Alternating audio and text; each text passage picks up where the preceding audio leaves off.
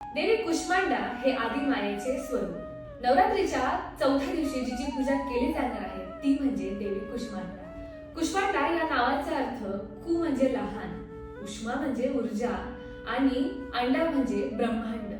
जेव्हा विश्वात सर्वत्र अंधार पसरला होता तेव्हा देवी कुष्मांडाने आपल्या हास्यातून ब्रह्मांड निर्माण केले होते।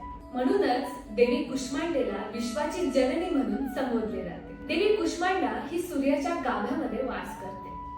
तिथे राहून ती पूर्ण विश्वाला प्रकाश आणि ऊर्जा प्रदान करते। देवी ही सिंहावर विराजमान असून शक्ती आणि धैर्याचे प्रतीक आहे। देवी कुष्मांडा ही अष्टभुजाधारी आहे।